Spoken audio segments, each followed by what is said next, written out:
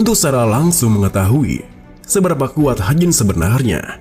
Kemudian Hajin yang masih kebingungan dengan situasinya tiba-tiba saja dikejutkan oleh cambuk Yeonha yang mengenai punggung tangannya. Serangan dadakan itu membuat pistolnya terlempar yang langsung ditangkap oleh Yeonha. Seketika itu juga Yeonha kegirangan karena berhasil mengambil pistol milik Hajin yang awalnya ia kira akan mustahil baginya. Bahkan Yeonha sempat merasa jika Hajin tidaklah sehebat yang ia duga. Sayangnya rasa girangnya itu tak bertahan lama dan sepersekian detik kemudian pistolnya kembali ke tangan Hajin. Tentu saja hal itu membuat Yeonha terkejut. Bagaimana bisa Hajin mengambil pistolnya tanpa bergerak sama sekali di tempatnya? Saking tak mengerti dengan caranya, Yeonha pun bertanya, apakah Hajin menggunakan mana untuk melakukannya? Hajin yang tak bisa menjelaskannya pun hanya bisa mengiyakannya. Karena sebenarnya Hajin mengambil kembali pistolnya menggunakan aether yang sejak awal ia ikat pada pistolnya untuk bersiap akan sesuatu seperti tadi. Kini suasananya kembali menjadi tegang ketika Hajin menodongkan pistolnya yang buat Yeonha harus kembali memutar otaknya. Di dalam ruangan kecil itu, kemanapun ia berlari, ia tetap akan ada dalam jangkauan tembakannya. Ditambah lagi Yeonha merasa satu peluru yang Hajin tembakan sudah cukup untuk membuatnya terdiskualifikasi. Pada akhirnya Yeonha pun tak bisa menemukan solusinya yang buatnya hanya bisa pasrah dan hanya menutup matanya. Beberapa saat kemudian, setelah berurusan dengan Yeonha yang membuat tangan kanannya memar, Hajin pun tiba di sebuah lobi lantai yang nampak kosong melompong. Tentu saja hal itu membuat Hajin merasa heran apakah Deadline sudah pergi ke area lainnya. Untungnya, sehari sebelum latihan praktik itu, Hajin telah mengotak-atik smartwatch miliknya, di mana karena seluruh partisipan dari Relic War dilengkapi dengan Sleep Signaling Device yang berguna untuk menentukan HP pengguna dalam angka yang bisa dilihat oleh orang lain. Itu adalah sebuah alat yang beritahunya apakah seorang kadet bisa lanjut ataupun tidak. Jadi jika Hajin menggunakan laptopnya untuk menemukan data dari GPS alat itu, ia bisa meriksa data live GPS menggunakan smartwatch yang terhubung. Contohnya seperti ini, Hajin bisa melacak keberadaan Tomer yang berada di toilet ruang bawah tanah lantai 7. Melihat dari tidak adanya pergerakan, Tomer pasti berada di sana sembari mencari itemnya. Kemudian Hajin pun melacak beberapa kadet lain, seperti Rahel yang berhadapan dengan Nayeon di ruang bawah tanah lantai 3. Lalu di ruang bawah tanah lantai 5, terlihat Shin Jong-gak yang berhadapan dengan Kim Soo-ho. Karena penasaran dengan pertarungan mereka, Hajin pun meretas CCTV di dekat sana. Namun tiba-tiba saja dikejutkan ketika mendengar sebuah suara yang begitu keras dari arah lantai di depannya. Seketika itu juga Hajin tersadar jika ia telah buang-buang banyak waktu. Dengan begitu Hajin pun kembali bergerak sesuai rencananya, di mana ia akan pergi menyambut Tase mengisi Tomer. Sementara itu di ruang bawah tanah lantai 3, Nayeon terlihat puas dengan 3 poin killnya. Ia tak menyangka ia bisa sebagus itu dalam kurang dari 3 bulan berganti menjadi pedang. Nayeon juga merasa jika sepertinya ia malah berbakat dengan pedang. Di saat Nayeon begitu bangga dengan dirinya sendiri, kadet Jion yang juga anggota tim putih datang menghampirinya. Ia begitu lega bisa bertemu dengan Nayeon setelah nyaris tidak bisa lari dari tim hitam yang mengejarnya. Nayeon pun menyambutnya dengan baik karena meskipun supporter seperti Jion itu lemah di pertarungan langsung, ia bisa membantu dalam pertarungan menggunakan skill buff miliknya. Kemudian Nayeon pun mengajaknya untuk berburu poin lagi. Namun langkah Nayeon terhenti ketika Jion memberitahunya tentang Rahel yang berada di lantai sama dengan mereka. Meskipun sangat terkejut, Nayeon segera berwaspada karena mendengar suara langkah kaki dari anak tangga di depannya. Bersamaan dengan detik yang berlalu, suara langkah kakinya semakin terdengar jelas. Nayeon pun meminta Jion untuk berlindung di belakangnya, sementara ia akan bersiaga dengan siapa yang akan datang. Tak berselang lama, ketegangan yang mereka rasakan langsung sirna ketika melihat seseorang yang baru datang itu adalah Yeonha yang nampak sangat kelelahan. Karena khawatir dengan keadaannya, Nayeon pun segera menghampirinya lalu bertanya apakah ia telah berhadapan dengan seseorang. Sembari menyala keringatnya, Yeonha mengatakan jika ia bertemu dengan Hajin. Mendengar nama Hajin, Jion yang penasaran pun bertanya padanya apa mungkin Yeonha telah mengalahkannya karena peringkatnya yang jauh lebih tinggi daripada Hajin. Namun alih-alih menjawabnya, Yeonha malah terlihat gugup dan kembali mengingat kejadian dengan Hajin sebelumnya. Pada saat Yeonha yang pasrah menutup kedua matanya, karena mengira Hajin akan menarik pelatuk pistolnya. Hajin malah dengan santai menepuk pundaknya, lalu melangkah pergi meninggalkannya. Sembari mengatakan untuk jangan terlalu tegang, karena saat itu hanyalah awal peperangannya. Setelah mengingat hal itu, Yeonha yang malu pun untuk mengakui jika ia hampir kalah dari Hajin. Ia mengatakan bahwa ia belum sempat mengalahkannya. Perkataan Yeonha menampaknya malah membuat Nayun penasaran dengan tindakan Hajin selanjutnya. Di tengah rasa penasaran Nayun, tiba-tiba saja Jion tersenyum mengatakan mungkin saja Hajin mencari Rahel karena ia menyukainya. Seketika itu juga wajah Nayun dan juga Yeonha berubah kaget. Namun yang paling kaget di antara mereka tentu saja adalah Nayun. Apa? Saking terkejutnya dengan perkataan Jion sebelumnya, Nayun pun gemetaran membayangkan hal itu di kepalanya. Bahkan Nayun kembali bertanya karena masih tidak percaya dengan apa yang ia dengar sebelumnya. Jion mengatakan apa Nayun belum pernah mengetahuinya. Padahal itu adalah rumor yang sedang menggila di sepenjuru Cubes belakangan ini. Kebingungan Nayun pun semakin bertambah ketika Yeonha menyangkal rumor itu, yang menurutnya hanyalah hoaks semata. Bagi Yeonha, mock relic war ini jauh lebih penting karena memiliki persentase yang tinggi terhadap nilai mereka. Jadi mereka tidak punya waktu untuk memikirkan semua rumor yang tidak jelas seperti itu. Kemudian Yeonha bertanya, apakah mereka sudah menemukan lokasi reliknya atau belum? Jion pun menunjukkan relik miliknya yang ia dapat dari NPC ketika perjalanannya ke sana, yang membuat Yeonha langsung mengajak mereka untuk memindahkan reliknya ke lantai pertama. Namun Nayun menampaknya masih terbayang-bayang dengan rumor itu, hingga ia pun mengatakan seperti yang Yeonha katakan tadi, kemungkinan rumornya itu tidaklah benar. Rumor itu kemungkinan muncul karena mereka berdua di tim yang sama. Yeon pun setuju dengannya. Mungkin saja memang seperti itu, namun semua orang membicarakannya. Itulah yang membuatnya penasaran. Apakah mungkin tidak sedikit kebenaran di antara rumor itu?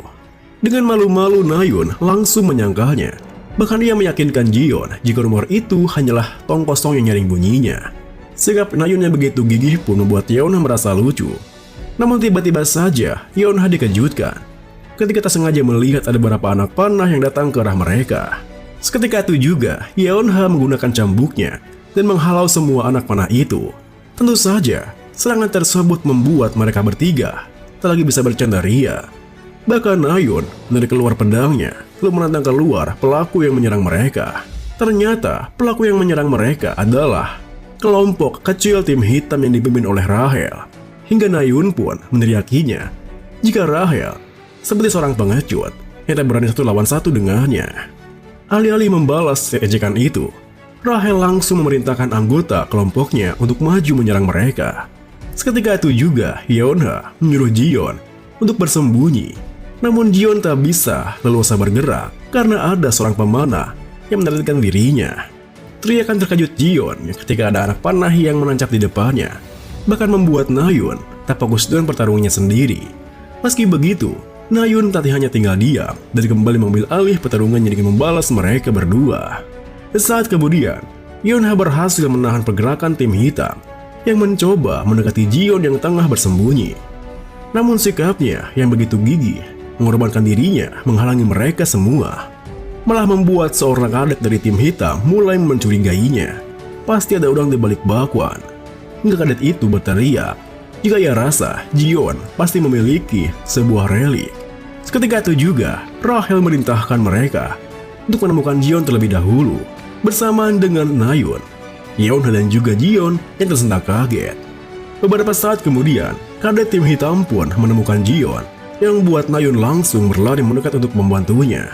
Namun Nayun seketika menghentikan langkahnya karena ada sebuah tebasan mana yang bahkan bisa menggores dalam lantainya. Melihat kekuatan serangannya yang begitu besar, Nayun pun bisa menduga siapa gerangan yang telah menghentikannya. Kemudian, berkat insting yang luar biasa, Nayun pun bisa menghindari serangan dadakan Rahel. Meski begitu, Rahel tak melepaskannya dan terus menyerangnya bertubi-tubi. Nayun pun dipaksa dalam posisi bertahan.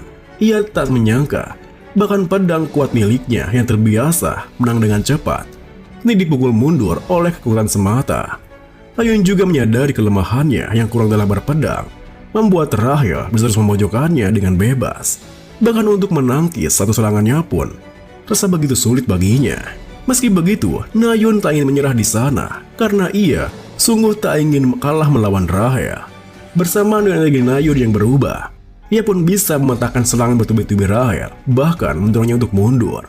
Rahel sendiri merasa aneh, kenapa energi Nayun tiba-tiba berubah? Ditambah mana miliknya yang sungguh mengesankan. Tetapi Rahel bisa menyadari jika Nayun kelihatan masih belum bisa menggunakannya, hingga ia pun berencana alih-alih menangkis serangannya, ia hanya perlu menghindar dan mencari celah. Sayangnya di saat Rahel memikirkan rencana itu, tiba-tiba saja ia terpeleset yang membuat keseimbangannya goyah. Ketika itu juga Nayun langsung memanfaatkannya, di mana ia melompat dan menebaskan pedangnya dengan kuat. Meskipun kekuatan serangannya sangat besar, Rahel masih bisa menghindarinya tepat waktu. Namun di saat Rahel akan kembali bergerak untuk menghapus jarak di antara mereka, tiba-tiba saja para kadet di sana dikejutkan ketika lantai pijakan di bawah Rahel yang awalnya hanya retak, kini amblas runtuh ke bawah. Meskipun sempat panik karena tak mengira jika serangan Nayun bisa menghancurkan lantainya, Rahel tak serta-merta larut dalam kepanikannya karena yang terpenting saat itu telah bergabung kembali dengan timnya. Namun, baru saja ia akan bergerak, Rahel kembali dikejutkan dengan kemunculan anggota tim putih lainnya, yaitu Kim Suho yang langsung menerjang ke arahnya. Sementara itu, di ruang bawah tanah lantai 6, terlihat Hajin yang bergerak dengan hati-hati agar tak menimbulkan kecurigaan karena banyaknya CCTV kemanapun ia pergi. Sayangnya, karena kehati-hatiannya itu, akting Hajin pun yang berpura-pura mencuri relik di sana malah terlihat begitu kaku. Tetapi dengan begitu, Hajin pun bisa masuk ke kamar mandinya. Meski awalnya ia berpura-pura, Hajin malah benar-benar bertemu NPC hologram yang punya relik yang tengah bersembunyi di sana, yang membuatnya mau tak mau harus mengambilnya. Kemudian Hajin pun memikirkan sebuah cara agar segera menyingkirkan Tomer, karena saat itu posisi Tomer berada tepat di bawahnya. Dia menunggu di kamar mandi ruang bawah tanah lantai 7. Setelah membaca kembali pesan misi Tomer, Hajin pun menyadari masih ada waktu 15 menit lagi sampai waktu yang ditentukan. Untungnya sebuah ide muncul di kepalanya untuk memanfaatkan ventilasi udara yang langsung mengarah ke lantai 7 kamar mandinya. Dengan begitu Hajin pun menggunakan mana stigma, merubahnya menjadi mana smog yang bisa membuat Tomer tertidur. Beberapa saat kemudian, asap mana smog milik Hajin pun telah masuk ke ventilasi, lalu tiba di kamar mandi di mana Tomer menunggu. Meskipun Tomer berusaha untuk membuyarkan asapnya, usahanya itu berakhir sia-sia karena asap tersebut dikendalikan oleh Hajin. Hingga mau bagaimanapun Tomer menghalanginya, asap itu akan langsung terhirup olehnya. Sepersekian detik kemudian setelah Tomer menghirup asap itu, Tomer pun terjatuh tidur di sana. Kemudian, tepat di jam 11 siang, Hajin menyelinap masuk ke ruang pusat manajemen. Setelah memastikan tak ada orang di sana, Hajin pun melihat sebuah kotak yang tergeletak di meja. Karena penasaran apakah kotak itu yang ia maksud dari misinya, Hajin pun langsung membukanya, di mana ia dibuat kaget dengan isi di dalam kotak tersebut, yang mana merupakan Gimlet of Awakening, yang merupakan sebuah bor manual yang melembahkan target yang berhasil dilukai. Bahkan bor itu juga telah diberikan Advanced Magic Effect Awakening. Meskipun item itu bukanlah sebuah relik, tetap saja harganya yang sebesar ratusan juta membuat Hajin tersenyum bahagia. Kemudian setelah mengambil itemnya, lalu membersihkan jejaknya dan menghapus semua rekaman di CCTV-nya, Hajin pun kembali bergerak dan tiba di lantai 6. Setibanya ia di sana, Hajin tertuju pada Rahel yang nampaknya tidak baik-baik saja. Karena khawatir dengan keadaannya, Hajin pun mendekat lalu berbisik memanggil namanya dari belakang. Meskipun semua terkejut dengan bisikannya, Rahel segera menenangkan dirinya setelah melihat Hajin di sana. Lalu Hajin bertanya padanya, apa yang telah terjadi sampai dia seperti itu? Rahel menjelaskan, tadinya ia bagian dari tim penyergapan, namun ia gagal dan lalu bertemu dengan Suho. Ia berhasil lari, tetapi Nayun serta Yeonda berhasil mengejarnya, dan ketika ia lari dari mereka, Meg lainnya malah menyerangnya. Sampai saat itu, ia juga hanya bisa mengalahkan satu orang saja. Mendengar penjelasannya, Hajin merasa jika keadaannya begitu terus, Rahel akan mendapat nilai yang rendah dalam praktik Relic War. Meskipun hal itu tidak apa-apa bagi Hajin untuk mendapatkan peringkat menengah, hal itu berbeda dengan Rahel karena tujuannya yang sangatlah tinggi. Oleh karena itu, Hajin pun berniat membantu Rahel dengan memberikan relik yang ia temukan sebelumnya, lalu menyuruhnya membawa relik itu ke lantai paling atas. Dan agar Rahel tidak merasa bersalah padanya, Ha-jin pun beralasan jika Rahel itu lebih cepat darinya. Tentu saja awalnya Rahel ingin menolak hal itu, namun Ha-jin terus meyakinkannya bahwa ia hanya sekedar ingin membantunya, yang membuat Rahel semakin tak bisa menolak hal itu. Ha-jin pun menjelaskan agar Rahel menggunakan tangga darurat di pojok sebelah kanan dari pintu masuk yang ia lewati agar tak bertemu dengan tim putih lainnya. Namun karena keraguan di hatinya, apakah ia harus menuruti Ha-jin atau tidak, 6 anggota tim putih yang dipimpin oleh Na-yeon telah lebih dulu menemukan mereka. Tentu saja, kedatangan mereka sontak membuat mereka berdua terkejut.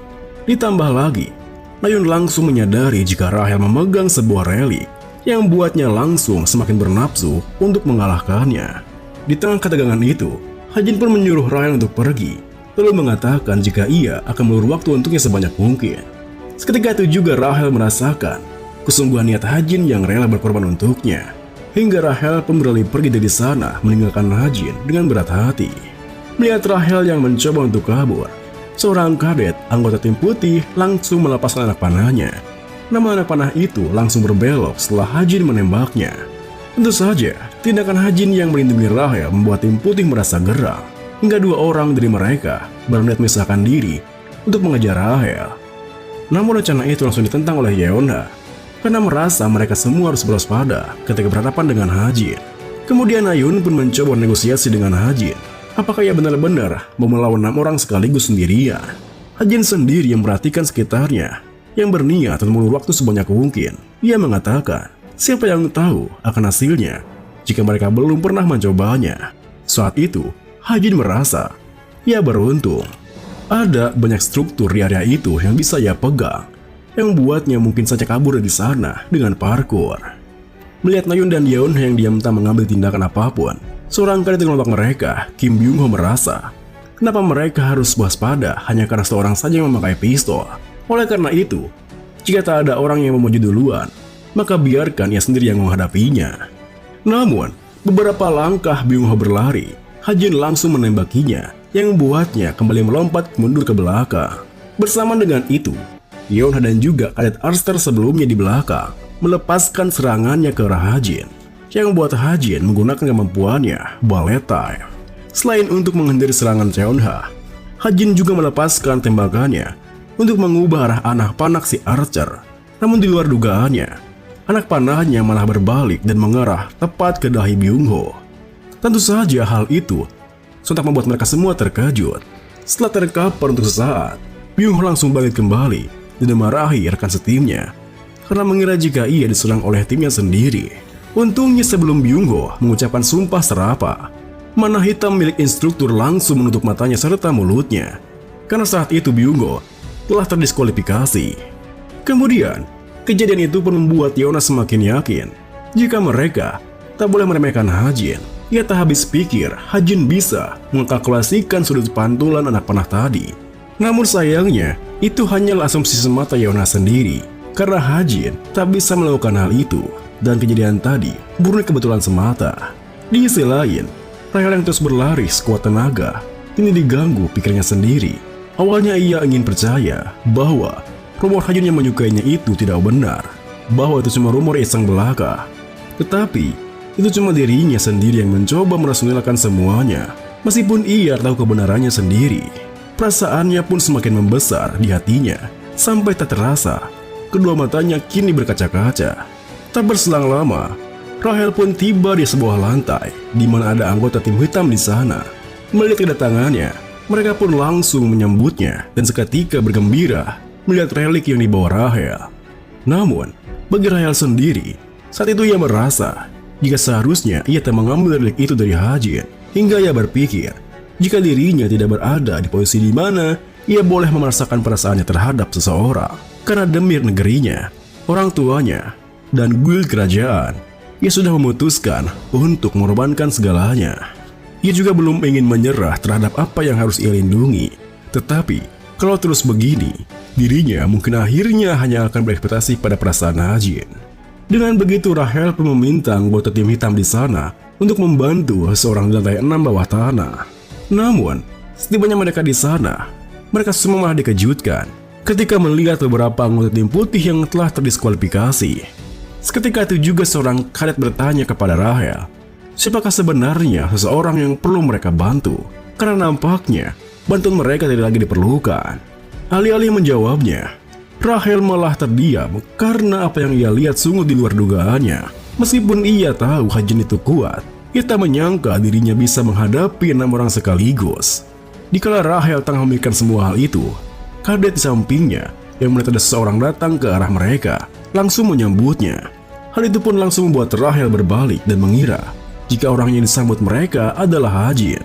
Namun sayangnya, perkiraan Rahel salah, karena orang yang baru datang itu adalah Shin Jong-ha.